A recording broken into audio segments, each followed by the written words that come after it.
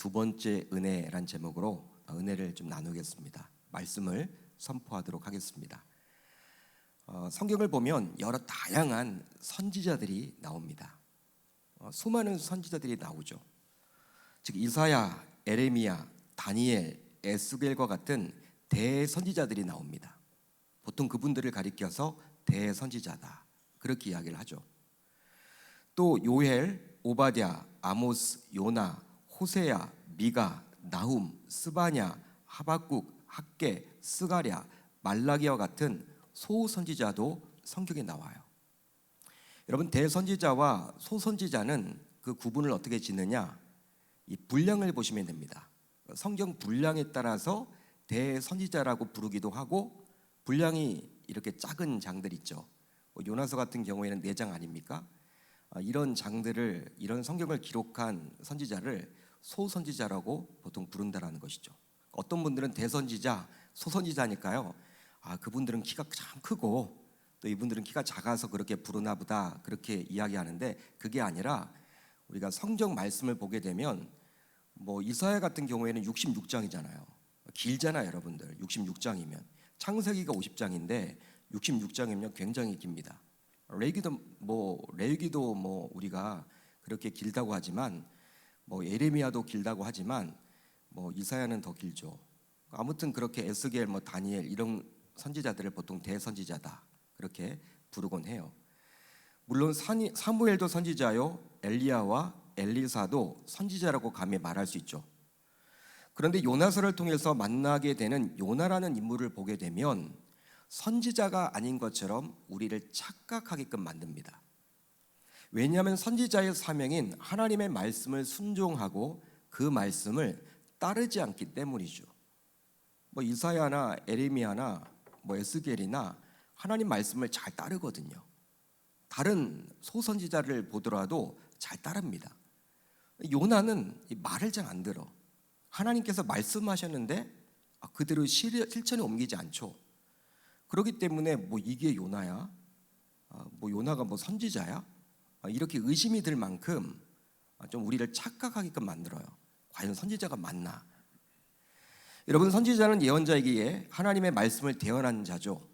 그러기에 선지자라면 응당 자신의 생각, 자신의 이념, 자신의 뜻보다도 하나님의 말씀을 따라 행동해야만 합니다. 하나님 말씀이 중요해요. 자기 생각이 있습니다. 분명히 사람인지라 자기 정치적인 이념이 있어요. 성향이 있습니다. 그렇지만 그것보다도 하나님 말씀을 따라야 하는 것이 바로 선지자죠. 하나님께서 부르셨기 때문에. 그런데 요나서를 보게 되면 요나는 하나님의 말씀을 그냥 무시해버려요. 개무시해버리죠. 더욱이 하나님의 얼굴을 피하고자 배를 타고 이스라엘을 떠나버렸습니다. 자, 그렇다면 하나님께서는 요나에게 무슨 말씀을 하셨습니까? 요나서 1장 1절로 2절을 볼까요? 이 부분이 대단히 중요하죠. 요나서를 이해하기 위해서는 이 부분을 놓쳐서는 아니 됩니다. 자, 1장 1절로 2절입니다. 여호와의 말씀이 아미떼의 아들 요나에게 임하니라. 이르시되 너는 일어나 저 큰 성읍 니느웨로 가서 그것을 향하여 외치라. 그 악독이 내 앞에 상달되었음이니라 하시니라. 자, 우선 이 구절을 보면 하나님의 말씀이 누구에게 임했습니까? 누구에게 임했어요? 요나에게 임했습니다. 실제로 요나가 활동하던 당시에도 많은 사람들이 있었죠. 많은 사람들이 있었고 하나님 믿는 사람들도 많았습니다.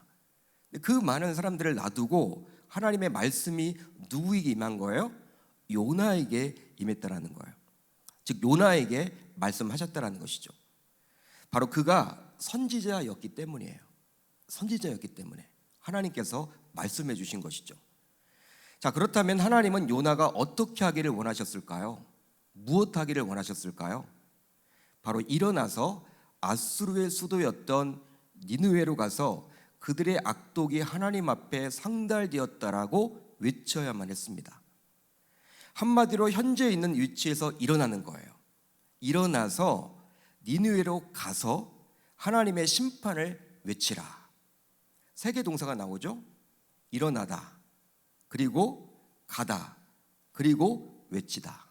이 3가지를 하나님은 요나에게 기대했던 거예요. 하지만 요나는 어떻게 반응했을까요? 자, 1장 3절을 볼까요? 이렇게 나와 있죠. 그러나 요나가 여호와의 얼굴을 피하려고 일어나 다시스로 도망하려 하여 욥바로 내려갔더니 마침 다시스로 가는 배를 만난지라 여호와의 얼굴을 피하여 그들과 함께 다시스로 가려고 뱃삭을 주고 배에 올랐더라. 자, 하나님의 말씀에 대한 요나의 반응은 그러나입니다. 그러나 하나님께서 말씀하셨어요. 일어나 가서 외치라. 그걸 원하셨단 말이에요. 그렇지만 요나는 반응이 무엇입니까? 그러나가 반응이에요. 그러나의 모든 것이 담겨져 있죠. 한마디로 요나는 하나님의 말씀에 불순종했습니다. 그 결과 여호와 얼굴을 피하려고 했다라고 나와 있어요. 피하려고 했다. 두 번씩이나 성경은 지금 말을 해주고 있죠. 여호와 얼굴을 피하려고 했다. 여러분, 이런 요나의 모습은 어디에서 많이 본 기억이 나죠? 바로 창세기 3장을 보게 되면 하나님의 명령에 불순종했던 아담과 여자가 여호와의 낯을 피하고자 동산나무 사이에 숨은 것이 생각이 납니다. 그때도 하나님의 낯을 피했어요. 얼굴을 피했다라고 성경은 기록을 해주고 있죠. 이처럼 하나님의 말씀에 불순종하게 되면 그것이 바로 죄이기에 그 죄성으로 인해서 하나님으로부터 도망치려고 하는 거예요.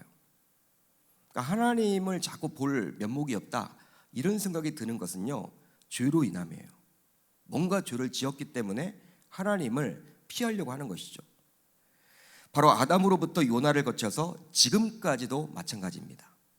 지금까지도 그리한다라는 거예요.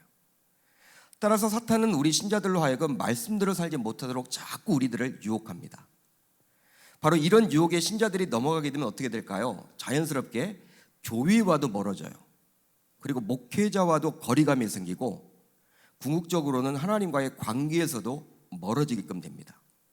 그러니까 교회에서도 멀어지고 목회자와도 좀 옛날처럼 그렇게 좀 느낌이 안 와.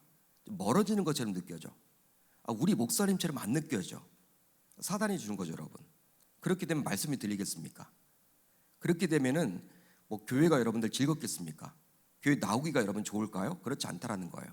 말씀이 들려지지도 않고 그 은혜가 떨어지는 거죠. 결국 그러다 보면 하나님과의 관계도 멀어지게끔 만들어진다는 것입니다. 그러기에 자신의 신앙을 점검해 봐서 이상하게 교회에서 마음이 멀어지고 목회자와의 그러한 관계도 애정 같지 않게 껄끄럽고 결국 교회에서 드려지는 예배에도 나오기가 힘들어진다면 분명히 하나님의 말씀대로 순종하며 살지 못한 죄를 이미 저질렀을 확률이 굉장히 높음을 알 수 있는 거예요. 높다라고 볼 수 있는 거예요.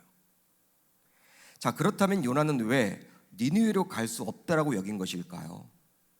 니느웨에 갈 수 없다라고 이야기를 한 것일까? 기왕이면 하나님의 말씀을 좀 순종하면 좋잖아요.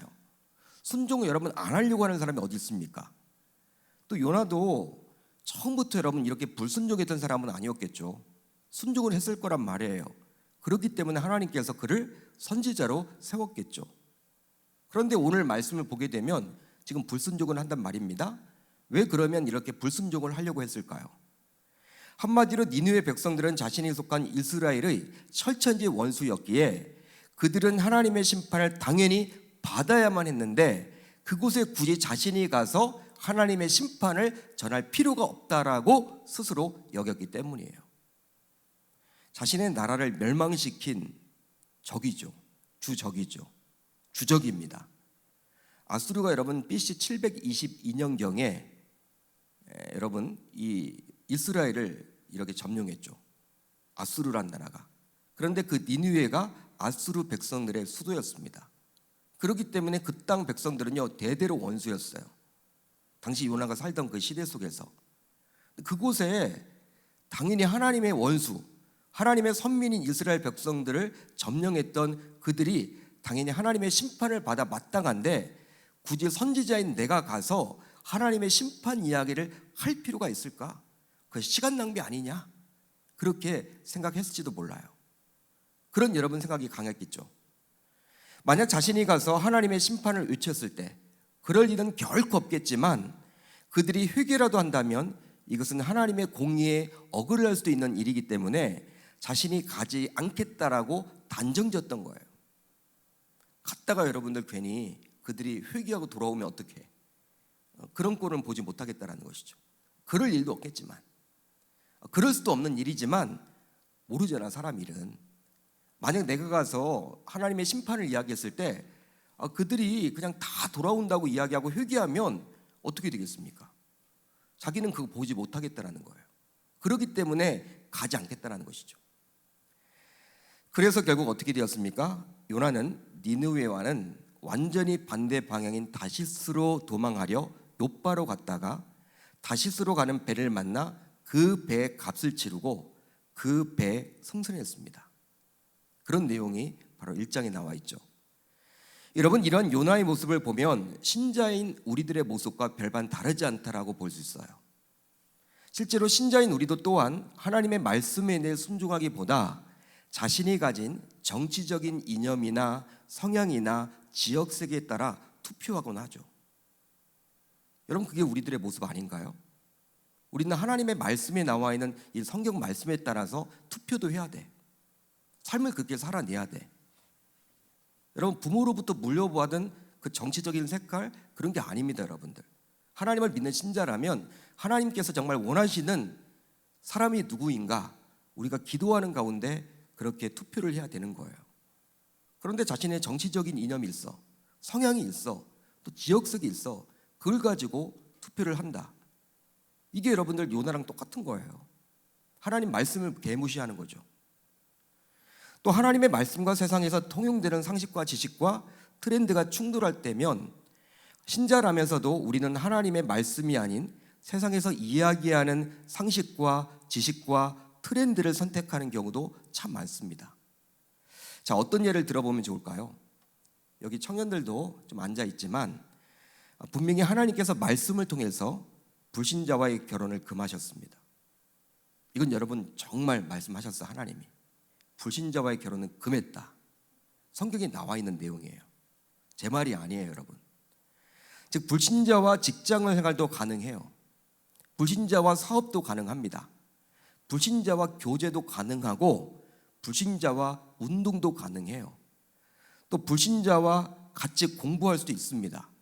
그렇지만 유일하게 하나님이 불신자와 해서는 안 되는 것 딱 한 가지를 말씀해 주고 있는데 그것은 바로 결혼이에요. 혼인입니다. 여러분, 바울을 통해서 다음과 같이 분명히 말씀을 해주고 있죠. 너희는 믿지 않은 자와 멍에를 함께 매지 말라. 명령형입니다. 하나님께서는 분명히 명령해주고 있어요. 하지 말라는 거예요. 그뿐 아니라 하나님께서는 구약시대 때부터 자신의 백성들로 하여금 이방 여인들과 통혼하지 말라고 분명히 가르쳐 주셨어요. 그 이유는 불신 배우자가 반드시 마음을 돌리게 해서 이방신을 섬기도록 할 것이기 때문이라는 거예요. 하나님은 분명히 그렇게 말씀해 주셨습니다. 이방인과 결혼하게 되면 네가 지금은 신앙이 좋아서 뜨거워서 그 상대방을 오히려 전도할 것처럼 보이지만 그게 아니라 네가 넘어갈 거야. 하나님이 우리들을 모릅니까? 인간의 연약함을 다 알기 때문에 네가 우상숭배를 할 수밖에 없어. 하나님은 분명히 그것 때문에 경고해주고 있거든요. 실제로 잠언서와 아가서와 전도서와 같은 하나님의 말씀을 기록하는 도구로 쓰임받았던 솔로몬조차도 이런 하나님의 경고의 말씀을 무시했다가 노후에 큰 코를 다치게 되었죠. 그 결과 솔로몬은 노후에 자신의 이방 배우자들이 가져왔던 여러 이방신들을 섬겼습니다. 솔로몬이 이방신을 섬겼다라는 거예요. 결과적으로 어떻게 되었습니까?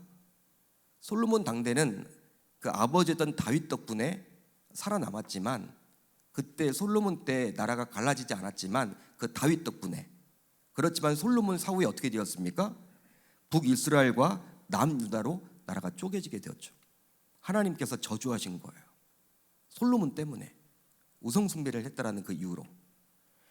따라서 신자인 우리는 또 우리의 자녀들은 하나님을 믿지 않는 자들과 또 타 종교인들과 혼인을 해서는 결코 아니 되는 거예요. 결혼해서는 안 됩니다. 바로 하나님이 불신자와 혼인하지 말라고 분명히 말씀하셨기 때문이죠. 하지만 실제로 삶의 현장에서는 신자인 우리와 우리의 자녀들이 배우자를 고를 때 어떻습니까? 세상 사람들이 추구하는 가치관을 그대로 따라가요. 안타까워요, 여러분들. 이게 한국교회 현실이고 계명교회 현실입니다. 즉 신자여야 한다는 것이 필수적인 조건이 아니라 그냥 선택적인 상황으로 취급해버려요. 뭐 예수 믿는 사람들, 잘 믿는 사람 만나면 더 좋고 그 정도예요. 한마디로 학벌이 좋거나 좋은 외모를 가졌거나 또 알아주는 직장에 다니거나 집안이 빵빵하면 신앙인이 아니어도 그냥 결혼을 시켜요. 그리고 결혼을 합니다. 청년들도. 더욱이 말씀에 불순종하면서도 마치 요나가 자기를 합리화하면서 하나님도 자신을 이해할 것이라고 여겼듯이 우리 또한 불신 집안에 들어가서 오히려 그분들을 전도하면 되는 것 아니냐, 이렇게 자기 합리화를 시켜요. 하나님은 그렇게 말씀하지 않아요, 여러분들. 그건 자기 생각일 뿐이지. 그러다가 여러분 나중에 후회해요. 교회도 못 다녀, 자기도. 그런 가정들이 얼마나 많습니까? 하지만 만약 이런 식이라면 우리 또한 오늘 본문에 나오는 요나와 별반 다를 바가 없다라고 볼 수 있는 거예요. 요나를 보면서 요 나가 문제다, 항상 여러분 그것을 떠올려야 돼. 우리가 요나서를 통해서 요 나가 문제다, 나에게 주신 말씀이구나. 뭐 과거 여러분들 그렇게 이스라엘 백성들의 문제가 아니라 2020인들을 살고 있는 나에게 주신 하나님의 메시지구나. 내가 그렇게 살고 있구나. 하나님께서 말씀하셨는데 나는 니느웨로 가야 하는데 지금도 내 고집을 부리고 내 이념대로, 내 성향대로, 내 가치관대로, 내가 하고 싶은 대로 내가 살아가고 있구나. 나는 다시스로 지금 가고 있구나. 내 이야기구나. 그렇게 우리는 깨달아야만 하는 것입니다. 그렇습니다. 이런 요나의 모습이나 니느웨 사람들의 모습이나 지금 현재 저와 여러분들의 모습이나 똑같다라고 볼 수 있어요. 단지 요나는 하나님을 알면서도 하나님의 말씀에 불순종한 반면에 오늘 본문에 나와 있는 니느웨 사람들은 어떻습니까? 하나님을 몰랐기에 하나님의 말씀에 불순종한 것뿐이죠. 여러분들에게 한번 묻고 싶어요. 하나님을 알면서도 하나님의 말씀에 불순종한 것이 나쁩니까? 하나님을 몰랐기 때문에 하나님의 말씀에 불순종한 것이 더 나쁩니까? 전자가 나빠요, 후자가 나빠요? 답이 없으시네. 전자가 더 나쁘죠. 전자는 질이 안 좋은 거야. 그게 바로 저와 여러분들의 모습이죠. 니느웨 사람들은 하나님 모르잖아. 모르니까 여러분들 뭐 그 악독이 심한 거 당연한 거 아닙니까? 여러분 불신자들은 죄를 짓는 거 당연한 거예요. 여러분 그분들이 죄를 짓는 것들 그럼 모르니까 여러분 그럴 수 있다고 칩시다. 그렇지만 우리는 여러분 알면서도 죄를 짓잖아. 예? 타협하면서. 하나님께서 여러분 참 우리를 바라보면서 그냥 바로바로 진노를 주시지 않는 것 자체가 은혜죠, 은혜. 예? 하나님이 얼마나 기분이 나쁘시겠어. 예? 야, 넌 또 배신했구나. 너는 또 넘어졌구나. 너는 또 쓰러졌구나. 알면서도. 세상 사람들 모르니까 그럴 수도 있죠. 그렇다고 쳐도 우리는 알면서도 교묘히 하나님을 속일 수 있다라고 생각하면서 죄를 짓고 있지 않습니까? 마치 요나처럼. 결국 이런 요나를 이제 하나님은 가만 놔두지 않게 되었어요. 오히려 니느웨를 심판하시겠다라는 그 심판의 칼을 요나에게 휘둘렀죠. 바로 다시스로 가는 배에 큰 풍랑이 일게 해서 배가 파산 직전에 놓이게 되었습니다. 한마디로 요나 한 사람의 불순종, 즉 죄로 인해서 그 배에 타고 있던 많은 이방 선원들이 모두 죽게 된 거예요. 그러자 결국 이방 선원들은 각자 자신들이 섬기던 신들을 향해서 자신들을 구해달라고 기도를 했지만 어떻게 되었습니까? 아무 소용이 없었죠. 아무 소용이 없어요. 그 이유는 무엇이냐면 그들이 믿는 신들이 가짜이기 때문입니다. 가짜에게 빌어봤자 구해줄 리가 없죠. 이것은 마치 열왕기상 18장에 나오는 갈멜산 전투를 보는 것과도 같아요. 그 배 안에서 여러 선원들이, 이방 선원들이 자신의 신들을 향해서 막 기도를 하잖아요. 구원해달라고. 지금 풍랑이 이니까 죽게 생겼다고. 이런 모습을 보면요, 열왕기상 18장에 나오는 이 갈멜산 전투, 그것이 여러분 떠올라요. 바알을 섬기는 선지자 450명이 하루 종일 불을 내려달라고 기도했지만 불이 내려왔습니까? 내려오지 않았죠. 450명이 여러분 기도했기 때문에 얼마나 여러분 그 소리가 컸을까요? 하루 종일 불을 내려달라고. 불이 내리지 않아요. 마치 여러분 이방 선원들이 그렇게 갈급하게 기도했건만 전혀 여러분 구원의 손길이 없는 것과 마찬가지죠. 결국 가짜 신들을 섬기기 때문에 그리 하는 거예요.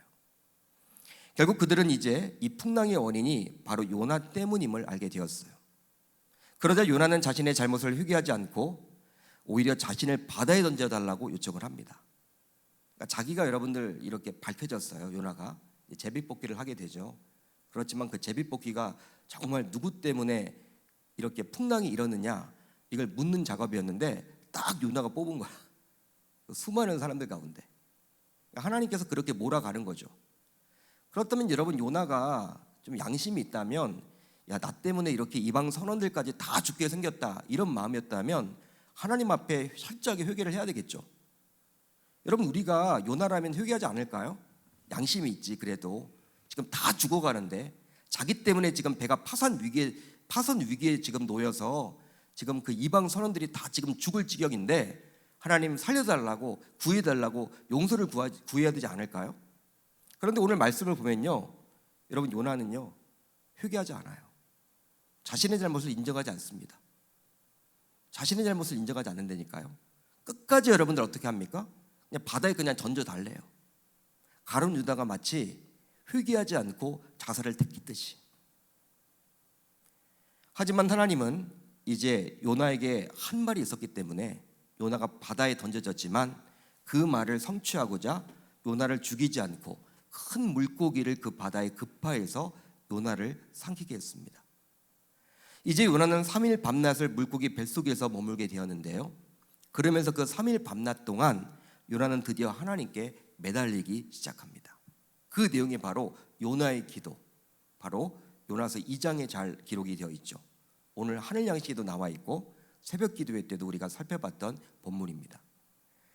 그렇습니다. 요나는 선지자였지만 그동안 하나님께 기도하거나 회개하지 않아요. 선지자임에도 불구하고 하나님을 찾지 않습니다. 하나님께 묻지도 않아요. 하나님의 그런 남만 피해 얼굴을 피해 다녔어. 그런 인생이 바로 요나였다라는 거예요. 여러분, 하지만 어떻게 되었습니까? 결국 물고기 뱃속과 같은 고난에 처하게 되자 요나는 하나님께 회개하게 되었죠. 따라서 우리가 무엇을 할 수가 있냐면 신자에게 있어서 감당하기 힘든 고난은 하나님을 만날 수 있는 기회가 되기 때문에 어떤 의미에서 보게 되면 하나님의 축복이라고 볼 수 있는 거예요. 내가 여러분 어떤 감당하기 힘든 고난을 당한다. 신자라면 누구를 찾게끔 되어 있습니까? 하나님을 찾게끔 되어 있죠. 그렇기 때문에 어떤 의미에서 보게 되면 그 고난이 변장된 축복일 수도 있다는 거예요. 변장된 축복이다. 우린 너무 힘들죠. 왜 나에게 이런 고난이 닥칠까? 왜 나에게 이러한 어려움이 닥칠까? 이런 환난이 끊이지 않는 것일까? 그렇게 여러분 불평불만할 수 있습니다. 억울해할 수 있습니다. 옆에 있는 김 집사는 보면은 그냥 평탄한 것 같아. 별 기도 제목도 없어. 나에게는 끊임없이 그냥 울지 않을 수가 없어. 하나님 앞에 매달릴 수밖에 없어. 여러분, 그렇지만 그거 아니면요 하나님께 매달릴 기회도 없는 거예요. 사람이란 게 보통 여러분들 잘 어떤 위기가 닥쳤을 때 하나님을 찾지 평탄할 때는 하나님 찾는 경우가 거의 없거든요. 그렇기 때문에 목사님들이 이야기하잖아요. 이 고난은 변장된 축복이다. 맞는 말입니다, 여러분. 따라서 혹시 이 말씀을 듣는 여러분들 가운데서도 현재 감당하기 힘든 고난 속에 있다면 그 고난을 통해서나마 하나님께 매달릴 수도 있기에 그 고난이 여러분들에게는 오히려 축복된 시간일 수도 있음을 반드시 기억할 수 있기를 바랍니다. 이런 요나의 회개에 이제 하나님의 반응이 나와요. 자, 오늘 말씀 2장 10절을 볼까요? 우리 한번 같이 읽어봅니다. 2장 10절 시작. 여호와께서 그 물고기에게 말씀하시매 요나를 육지에 토하니라. 여러분, 이 구절을 잘 보세요. 이 구절을 보시면 대단히 신기하죠. 대단히 신기합니다. 신기한 장면이에요. 바로 하나님께서 물고기에게도 말씀을 하셨기 때문이에요. 하나님께서 요나에게만 말씀하신 것이 아니라 그 미물인, 어류인 물고기에게도 말씀을 하셨다는 거예요. 그런데 이 말씀을 통해서 하나님의 의도를 정확하게 알아챈 이 물고기가 어떻게 했습니까? 요나를 육지에 토했어요. 망망대해 바다에서 육지 근처까지 와서 토해버린 거예요. 만약에 망망대해 바다 한가운데서 요나를 토해버렸다. 여러분 또 어떻게 되겠습니까? 요나는 또 죽는 거예요. 생각을 해보세요. 물고기 여러분 토하는 게 자기 마음이지 그 육지 근처까지 와서 토했다? 이게 여러분 거의 가능한 일이 아니죠. 이걸 여러분 그냥 우연히 일어났다고 볼래요? 그거 아니죠 여러분. 하나님께서 그렇게 하신 거예요. 하나님께서 이 물고기에게 그렇게 명령하신 거예요. 예? 물고기 지능이 얼마나 될지 모르겠지만 하나님이 그렇게 몰아가신 거라니까. 하나님께서는 물고기로 하여금 요나를 육지로 토하게 함으로 요나를 살려주셨습니다. 실제 피조물인 사람이 어떻게 물고기와 대화 나눌 수 있단 말입니까? 하지만 하나님은 미물인 물고기에도 말씀하심으로 자신의 뜻을 이루어 나가시는 것이죠. 그러기에 이 구절은 하나님께서 창조주임을 잘 드러내주는 구절이라고 볼 수 있어요. 여러분 물고기의 말씀을 했다니까. 여러분 이런 구절들이 성경에도 여러분 나오죠. 예? 동물을 통해서 하나님의 역사를 하시잖아. 자신의 뜻을 이루어 나가시잖아. 결국 죽음의 위기를 극복하고 살아난 요나에게 이제 하나님께서는 다음과 같이 말씀하시는데요. 자, 3장 1, 2절입니다. 우리 한번 같이 읽어봅니다. 시작. 여호와의 말씀이 두 번째로 요나에게 임하니라. 이르시되 일어나 저 큰 성읍 니느웨로 가서 내가 내게 명한 바를 그들에게 선포하라 하신지라. 하나님께서는 요나에게 두 번째로 말씀하셨습니다. 저는 이 두 번째라는 말이 너무 와닿는 거예요. 묵상하는 가운데 와 그렇구나. 두 번째로 말씀하셨다. 이것은 하나님께서 요나에게 두 번째 기회를 주셨다라는 의미예요. 첫 번째 기회는 날려먹었지만 또 한 번 더 기회를 주셨다라는 거잖아. 은혜죠, 은혜. 은혜입니다, 여러분. 실제로 아무리 신자라고 하지만 단 한 번의 기회로 성공하고 사명을 완수한 인물은 거의 없어요. 여러분 구약의 아브라함 대표적인 인물이지만 실패 연속이었죠. 하나님이 하지 말라는 하나님의 말씀을 오해해가지고 어떻게 했습니까? 낳지 말아야 될 아들을 낳았잖아. 예? 그 여종 여러분들 하갈과 관계를 맺어서 이스마엘을 낳아버렸잖아요. 예? 그건 하나님의 뜻이 아니죠 여러분. 자신의 생각대로 하다가 그렇게 큰 어려움을 당한 거죠. 아브라함도 그랬어요. 이삭도 마찬가지죠. 자신의 아내를 누이라고 속이기까지 했죠. 야곱, 모세 다 여러분 실수를 했습니다. 실수가 없는 사람이 없어요. 모세는 사람까지 죽였죠. 혈기로. 또 신약의 대표적인 인물인 베드로, 바울도 마찬가지입니다. 베드로는 여러분들 뭐 실수가 많았죠. 실수 그 자체였죠. 한두 번이 아니었죠. 큰 실수가 대표적인 게 예수님 저주한 거. 어떻게 3번씩이나 부인하냐. 예? 그 말이 안 되잖아요 여러분. 어떻게 예수님을 저주까지 하냐. 좀 심하지 않았나요? 바울도 마찬가지죠. 바울도 여러분들 넘어졌죠. 넘어진 인생이었죠. 바로 예수 믿기 전에는 어떤 사람이었습니까? 혈기가 왕성해가지고 열정적인 사람인데 잘못 여러분 이해를 하다 보니까 하나님 말씀을 율법대로 살려고 하다가 예수 믿는 사람들을 잡아다 가두는 그런 역할들도 했고, 또 바나바랑 여러분 대편 싸웠잖아요. 바나바랑. 예? 여러분 바나바를 여러분 이 마가 요한을 데려가는 문제로 인해서 바나바랑 2차 전도여행을 앞두고 대편 싸웠거든. 성경에는 여러분 그냥 간단하게 그냥 서로 말다툼했다라고 나와 있지만 원어를 보면요 거의 멱살을 잡고 싸운 거예요. 멱살을 잡고. 바울이. 그러니까 여러분들 다 실수가 있어요. 누구나 사람은. 한 번에 여러분들 성공한 사람 없습니다. 한 번에 하나님의 일을 완수하는 사람이 없어요. 다윗도 마찬가지죠. 얼마나 여러분 넘어졌습니까? 우리아 안에 바세바를 여러분 범했잖아요. 그걸 여러분 감추기까지 했잖아요. 그걸 여러분 또 감추려고 죽이기까지 했잖아요. 그런 사람이 바로 여러분 다윗이었고, 솔로몬도 마찬가지고 우상을 숭배했고, 예? 이방 여인들을 여러분 여러 명 두다 보니까 하나님 말씀 어기고 그렇게 하다 보니까 결과적으로 노후가 여러분 밝지도 않았고, 다 여러분 사람은 누구나 그렇게 실패자였어요. 실패자. 실수가 많았습니다. 하지만 하나님은 그들 모두에게 한 번이 아니라 2번, 아니면 필요할 때면요 3번, 4번, 5번 계속해서 기회를 주셨다라는 사실이에요. 바로 자신의 뜻대로 그들을 다듬어서 사용하기 위해서죠. 할렐루야, 할렐루야. 그만큼 하나님은 요나를 사랑하신 것처럼 저와 여러분들도 동일하게 사랑하십니다. 은혜를 베풀어 주신다는 거예요. 그러기에 우리가 설령 하나님의 말씀에 불순종하더라도 우리로 하여금 다시 돌이키게 해서 우리에게 두 번째 은혜, 세 번째 은혜, 네 번째 은혜도 주신다라는 거예요. 오늘 여러분 두 번째 말씀이 임했다? 세 번째, 네 번째는 없겠습니까? 있다라는 거예요. 그걸 우리에게 여러분 기대를 갖도록 합니다. 따라서 우리가 할 일이 있다면 하나님께 간절히 기도하사 우리의 불순종한 것들을 철저히 회개할 수 있어야 할 줄로 믿습니다. 회개하면 하나님이 기회를 주신다라는 거예요. 회개하면 은혜를 주신다라는 거예요. 회개하면 살려주신다라는 거예요. 그렇습니다. 하나님은 다시금 요나에게 1장 2절과 동일한 말씀을 3장 2절에서도 동일하게 해주세요. 3장 2절을 보세요. 어떻게 나와 있습니까? 일어나. 여러분 일어나라는 동사가 나와 있어요. 3장 2절에. 또 무슨 단어가 나와 있습니까? 저 큰 성읍 니느웨로 가서. 하나님은 정확하게 기억하고 있죠.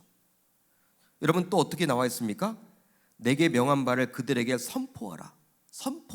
외치라. 가라. 일어나라. 가라. 외치라. 1장 2절에 나와 있는 말씀이 3장 2절에도 동일하게 나와 있다는 거예요. 하나님의 말씀은요 동일합니다. 변함이 없어요. 하지만 이번에는 요나가 그러나로 반응하지 않죠. 여러분 1장 3절에서는요 요나가 그러나로 반응했죠? 안 갔죠?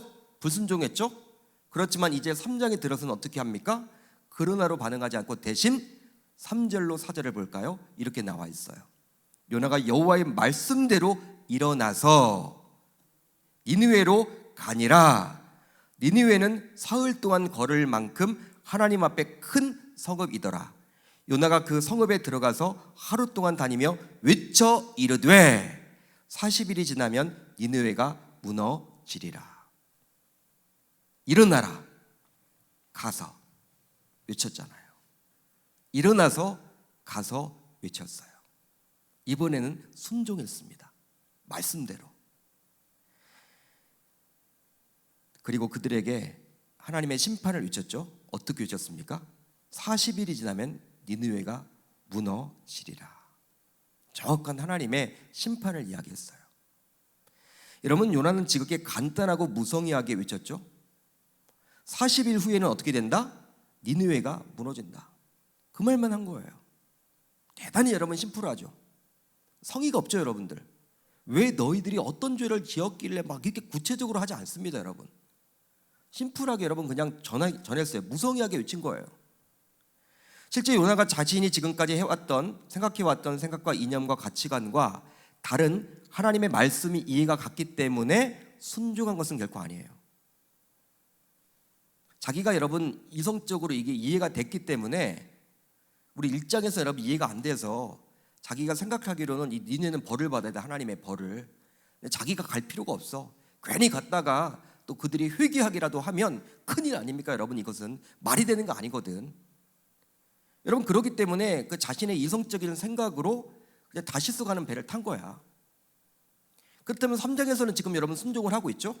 어찌되었든 하나님의 말씀에 순종했다는 것은 무엇입니까? 이게 이해가 됐다는 것입니까? 그거 아니에요 여러분. 이해가 된 게 아니에요. 잘 들어보십시오. 아직 이해는 되지 않았어요. 자신이 지금 왜 가야 될지 몰라. 아직도 가기 싫어. 솔직히 가기 싫으니까 여러분들 터벅터벅 걸어 다니면서 어떤 말만 한 거예요? 구체적으로 왜 그들이 망하게 되었는지 이렇게 여러분 진부하게 장황하게 이야기하지도 않고 40일이 지나면 니느웨가 무너진다. 딱 그 말만 한 거예요 여러분들. 순종은 하긴 했지만 억지로 한 거예요. 억지로 하기 싫지만 한 거예요. 왜? 하나님이 하라고 하니까. 하나님의 말씀이니까 한 거예요. 하기 싫어도 하나님의 말씀이기 때문에 그냥 한 거라니까. 자기가 여러분 온전히 이해가 됐기 때문에 순종한 게 아닙니다 여러분. 그런데요 정말 요나가 기대하지도 않았던 놀라운 일이 일어나게 되었어요. 바로 니느웨 사람들이 하나님을 믿고 철저하게 회개하는 역사가 일어나게 되었다라는 사실입니다. 할렐루야. 할렐루야. 니느웨 사람들이 하나님을 믿고 금식을 선포하고 높고 낮은 자를 막론하고 굵은 베옷을 입은지라. 백성들이 회개했어요. 백성들은 진심으로 회개한 거예요. 요나는요 회개하는 척했죠. 물론 회개를 했죠. 물고기 속에서. 그렇지만 하나님의 말씀이기 때문에 그냥 순종한 거야. 전적으로 여러분들 완전히 하나님을 맞는 건 아니에요, 여러분. 자기가 다 부서진 건 아니에요. 결국은 여러분 4장에서 어떻게 됩니까? 이제 그들이 여러분들 다 회개를 하고 하나님께서 이제 재앙을 그치게 하자. 어떻게 돼요?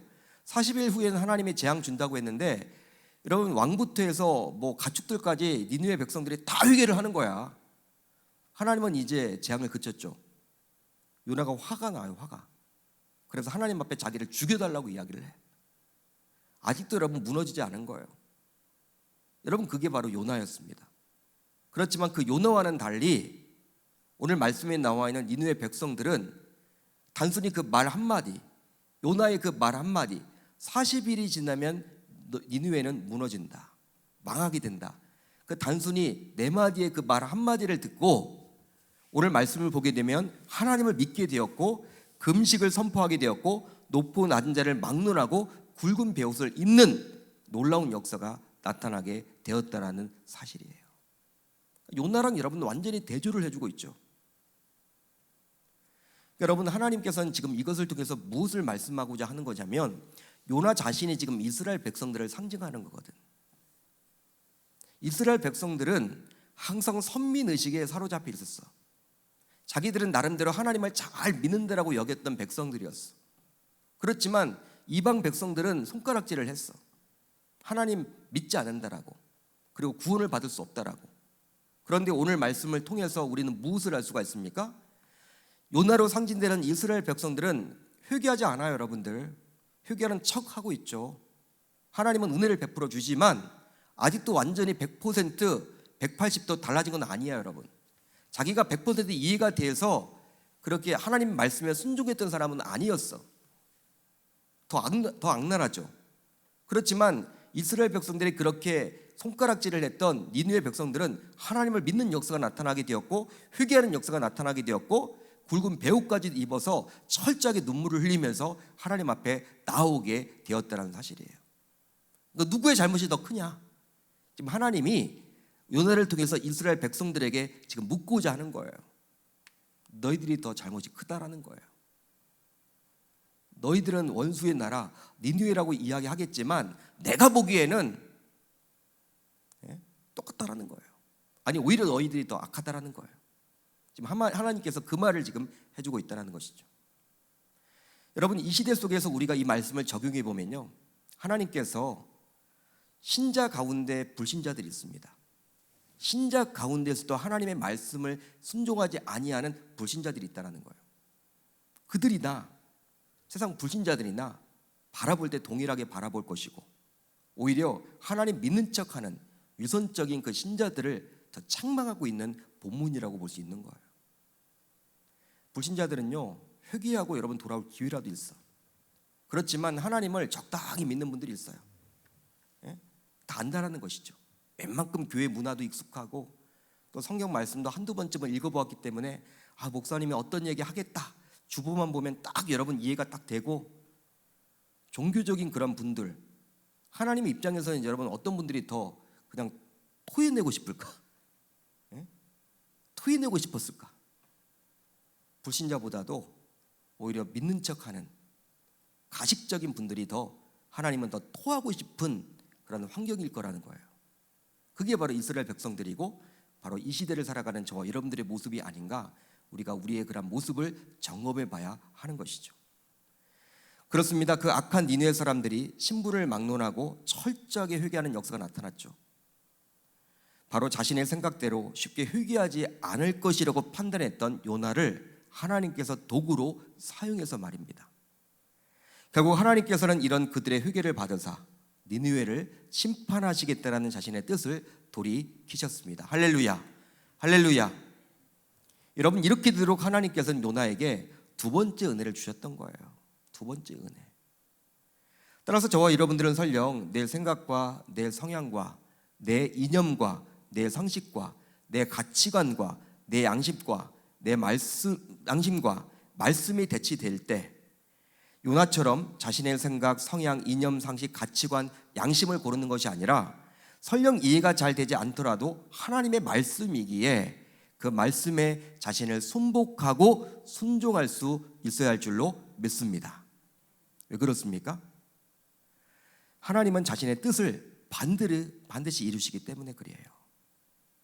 반드시 이루신다라는 거예요. 하나님의 뜻은요 반드시 일어나요. 내가 여러분 빨리 여러분을 접는 게 좋아요. 내 고집을, 내 생각을 하나님 앞에 순복하고 순종하는 것이 여러분 현명한 지름길이에요.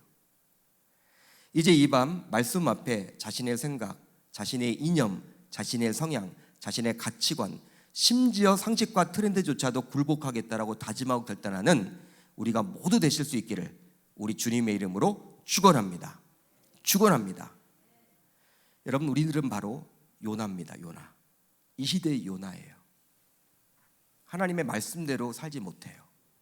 그렇지만 하나님은 그런 요나를 버리지 않고 그래도 은혜를 주시고 계시죠.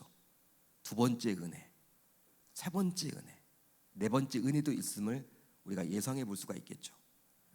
여러분 우리가 넘어지더라도 절대 포기하지 마세요. 하나님은 우리를 사랑하십니다. 우리가 하나님 사랑하는 것 그 이상으로 하나님은 사랑하세요. 베드로를 보세요. 베드로가 여러분들 우리 부활하셨지만 우리 주님을 볼 면목이 없어. 볼 면목이 없어. 3번이나 부인했기 때문에, 저주까지 했기 때문에 볼 면목이 없다니까. 만났음에도 불구하고 예수님이라고 부르지를 못해. 그래서 여러분 어디로 갔습니까? 자신의 고향으로 여러분 숨어 지냈죠. 그래서 이전 생활로 가려고 했어요. 그렇지만 부활하신 우리 주님께서 그 갈릴리 호수까지도 찾아가셨죠. 그리고 만나 주시잖아요. 그리고 그 숯불 앞에서 베드로가 3번이나 부인하고 눈이 마주쳤던 그 숯불 앞에서 또 내가 나를 사랑하느냐라고 묻기까지 했죠. 그때 3번 역시 물어보죠. 이게 바로 우리 주님의 마음이에요. 여러분 어떤 죄를 지었더라도 어떤 불순종을 했더라도 이 밤 하나님 앞에 회개만 한다면 하나님은 여러분들에게 두 번째 은혜를 주실 줄 믿습니다. 세 번째 은혜도 주시리라 믿습니다.